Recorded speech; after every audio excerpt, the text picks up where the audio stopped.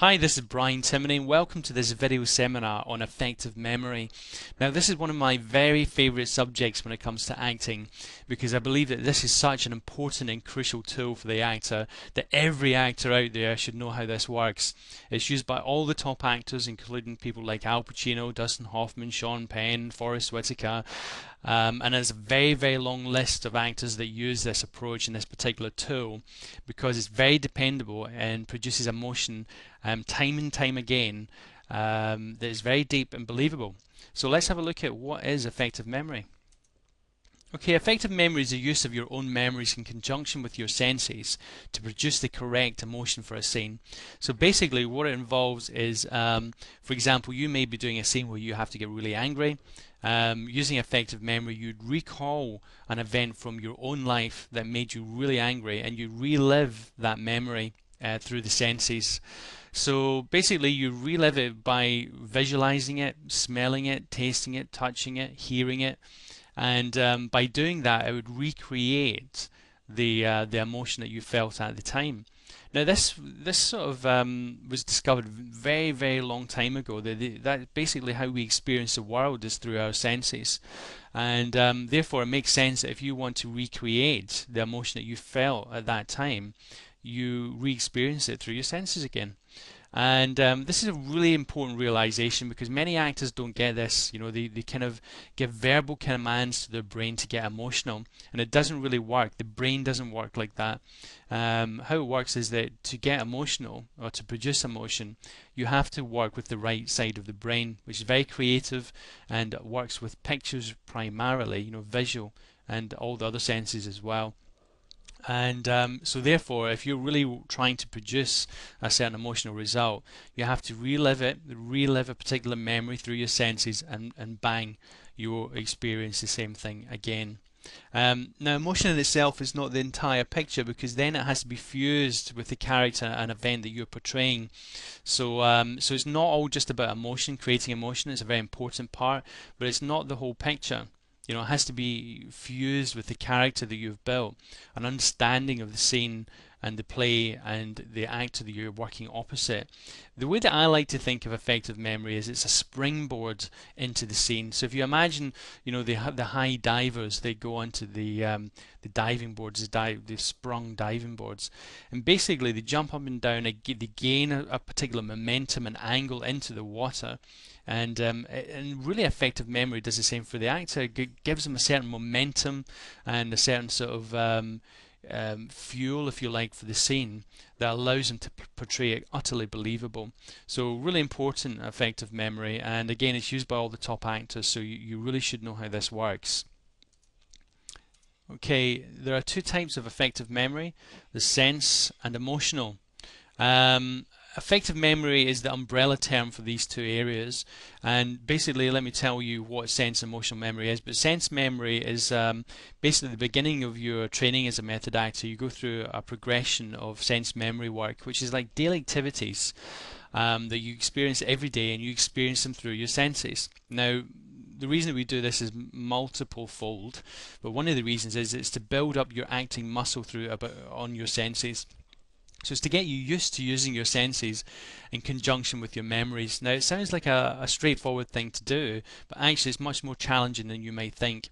And therefore the actor has to build up that muscle and move towards emotional memory. Now emotional memory is when you recall an emotional event from your own life and recreate it through the senses, and therefore produce the correct emotional content for the scene.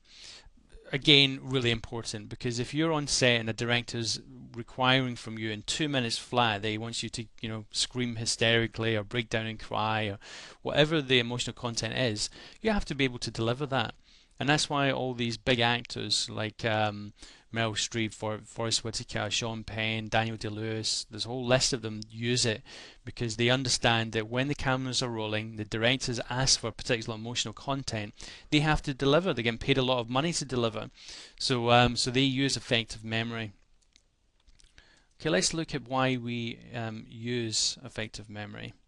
So as we've discussed, we experience the world through our senses. So you know, it was discovered many moons ago, you know, really right back to the early 1900s, even late 1800s, that the way we experience the world is through our senses. We see things, we hear things, we smell, taste, touch and sound, and all these things together is what creates our experience and our emotional content. So emotion comes from you, it doesn't come from anywhere else. And to recreate it, we've got to deal with you and how you experience that emotion in the first place. Now, by doing this, it delivers something very deep and extremely believable. It goes way past faking. It goes way past, actors, when they don't know how to do this, basically fake emotions. They don't know how to do it on cue. They don't know how to recall it, so they're forced to fake what some emotions look like rather than re-experiencing them. But the real top actors are delivering in a completely different way. They're experiencing it for real, and then they're fusing it with the character and event that they're portraying. Okay, let's talk about how it works. Okay, you basically identify the experience to be, created. You'd concentrate on the sensorial elements of that experience, and then you'd fuse with the character and dialogue. So let's take a simple example. Say you had to be really angry in a scene, therefore you'd work on a particular experience that you did get really angry in. And from your own life, you'd recreate that through the senses. You'd try and see it in your mind's eye. You'd visualize it. You'd try and smell the room that it happened in. You would touch perhaps some of the furniture around you or a person that was involved in it. You go through the whole senses and try and re-experience it. And from doing that, and the more you concentrate on the senses, the more the emotional content starts to come forward. And when it does, you then have to fuse it with the character and the dialogue in the scene.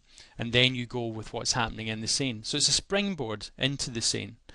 So basically that's how it works, but let me be very clear, this takes time and work to develop. Okay, it's not something that you just instantly grab onto and will be able to do. We go through a progression of work. There's a progression of sense memory work in order to deliver the optimal results.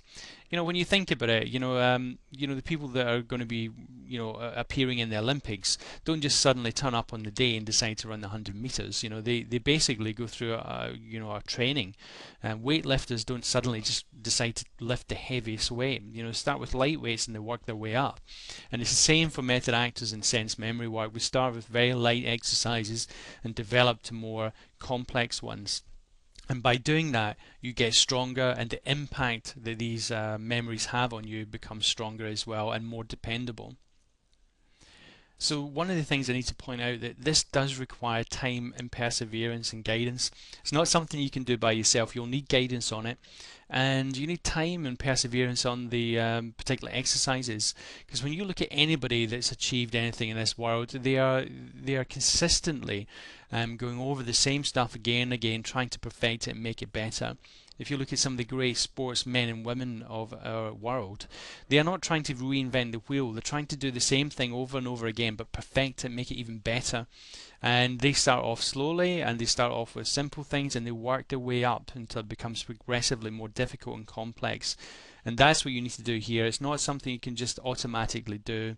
It's something that you require guidance on, and you need a good coach to do that with.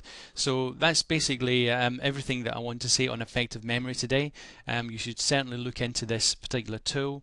It could be a tool that makes a difference in your career between getting somewhere and not getting somewhere, and being able to deliver the results that a director wants from you. And look forward to speaking with you again soon.